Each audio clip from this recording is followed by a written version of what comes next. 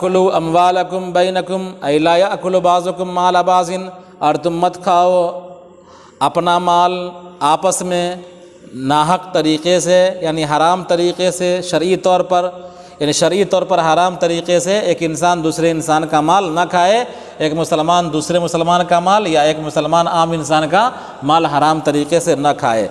حرام طریقے سے مراد چوری کر کے، غصب کر کے، وَلَا تُدْلُوا بِهَا أَيْ بِحُكُومَتِهَا أَوْ بِالْأَمْوَالِ إِلَى الْحُكَّامِ، اور تم اس کو پیش نہ کرو حکام کے پاس، اس کو نہ لے جاؤ حکام کے پاس۔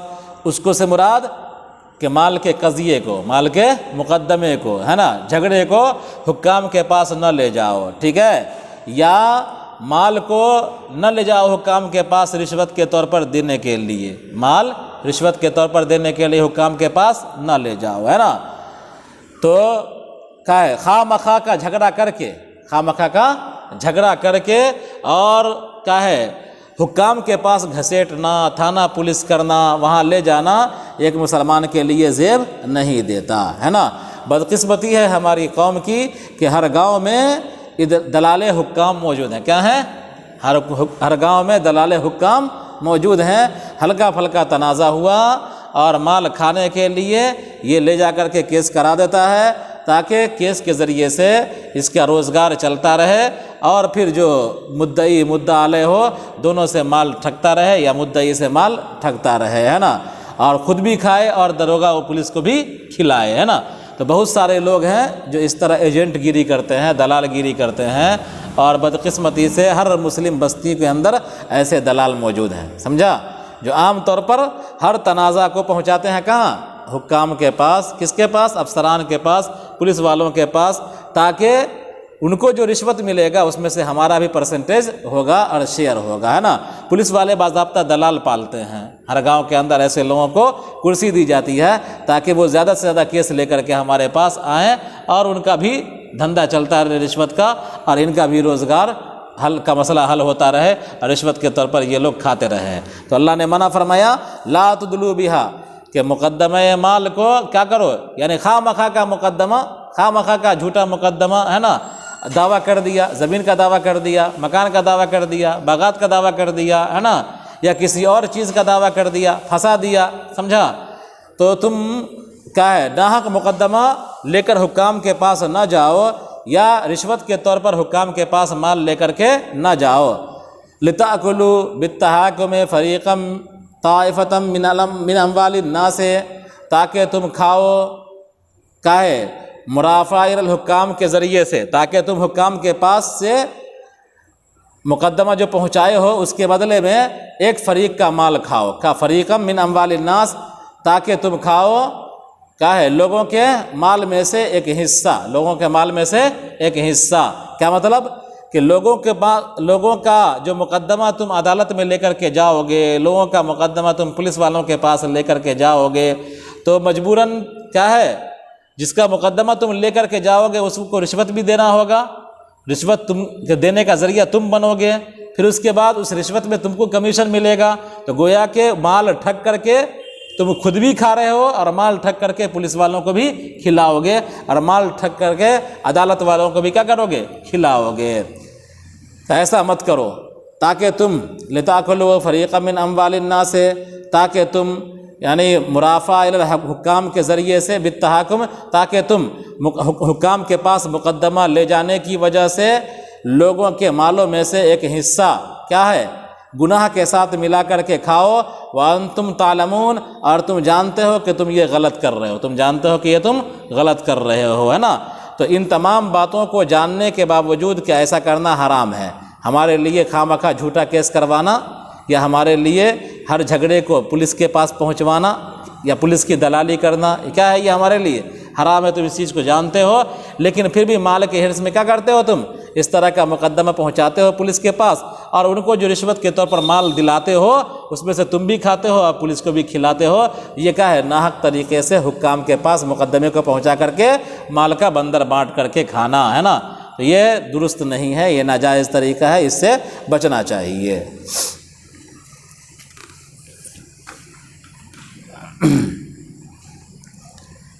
اور ایک جماعت نے نبی اکرم صلی اللہ علیہ وسلم سے سوال کیا، کیا ہمارا پروردگار قریب ہے کہ ہم اس سے سرگوشی کریں یا بعید ہے کہ ہم اس کو پکاریں؟ تو یہ آیت نازل ہوئی، وَإِذَا سَأَلَكَ عِبَادِي عَنِّي فَإِنِّي قَرِيبٌ، جب میرے بندے آپ سے پوچھتے ہیں میرے بارے میں تو بتلا دیجئے کہ میں قریب ہوں ان سے اپنے علم کے اعتبار سے۔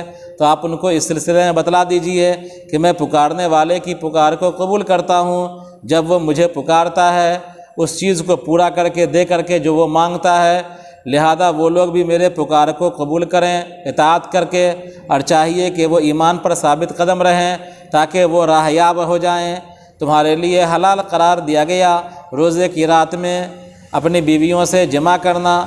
یہ آیت نازل ہوئی بطور نسخ کے کس کی؟ اس حکم کی جو شروع اسلام میں حرام تھا، یعنی جمع حرام تھا اور کھانا حرام تھا، پینا حرام تھا عشاء کے بعد، من تحریمہ و تحریم الاکل والشرب بعد العشاء، عشاء کے بعد کھانا پینا اور جمع جو حرام تھا، تو اس کے نسخ کے طور پر یہ آیت نازل ہوئی ہے۔ ہن لباس لکم وانتم لباس لہن، وہ تمہارے لباس ہیں تم ان کے لباس ہو۔ یہ کنایہ ہے ان دونوں کے معانقہ سے، میاں بیوی کے معانقے سے، یا کنایہ ہے اس لیے کہ ان میں سے ہر ایک محتاج ہے اپنے پارٹنر کا۔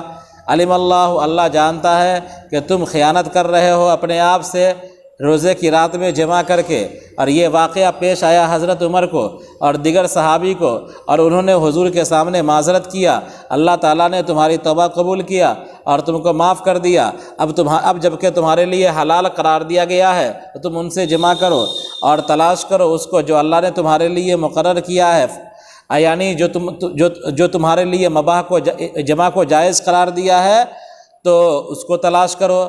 او قدرہ من الولد، یا جو اولاد تمہارے لیے تجویز کر رکھا ہے اس کو تلاش کرو، جمع اس کا ذریعہ ہے۔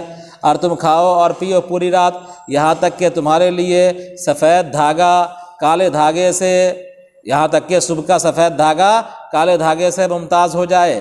فجر سے مراد صبح صادق ہے، یہ بیان ہے خط ابیض کا، اور خط اسود کا بیان محذوف ہے، اور وہ ہے من الخیط الاسود من اللیل، من الخیط الاسود من اللیل محذوف ہے، کہ تشبیہ دیا گیا ہے اس سفیدی کو جو ظاہر ہوتی ہے اور اس کو جو اس کے ساتھ، اور اس تاریکی کو جو اس کے ساتھ پھیلتی ہے، دو دھاگوں سے، اجلے اور کالے سے، درازی میں، کس چیز میں؟ درازی میں۔ پھر تم روزے کو پورا کرو صبح صادق سے لے کر کے کس تک؟ صبح صادق سے لے کر کے رات تک، یعنی رات کے داخل ہونے تک سورج ڈوبنے کے ذریعے سے۔ اور تم اپنی بیویوں سے جمع نہ کرو اس حال میں کہ تم مقیم ہو اعتکاف کی نیت سے مسجدوں میں۔ یہ فی المساجد کا تعلق عاکفونہ سے ہے، نہ کہ لا تباشروا سے۔ یہ نہیں ہے اس شخص کے لیے، ممانعت ہے اس شخص کے لیے جو اعتکاف کی حالت میں مسجد سے نکلے اور اپنی بیوی سے جمع کر لے اور لوٹ آئے۔ یہ مذکورہ احکام اللہ کے حدود ہیں، اس کو اللہ نے اپنے بندوں کے لیے مقرر کیا ہے تاکہ وہ اس کے پاس رک جائیں اور اس کے قریب نہ جائیں۔ یہ لا تقربوها زیادہ بلیغ ہے بمقابلہ لا تعتدوها کے، ہے نا، جس کو تعبیر دوسری آیت میں کیا جاتا ہے۔ اور ایسے ہی جیسا کہ تمہارے لیے مذکورہ احکام کو بیان کیا، اللہ تعالیٰ اپنی آیات بیان کرتا ہے لوگوں کے لیے تاکہ وہ بچے اس کے محرمات سے، حرام کردہ چیزوں سے۔ اور تم مت کھاؤ اپنا مال آپس میں، یعنی تم میں کا بعض کا مال نہ کھائے ناحق طریقے سے، ہے نا۔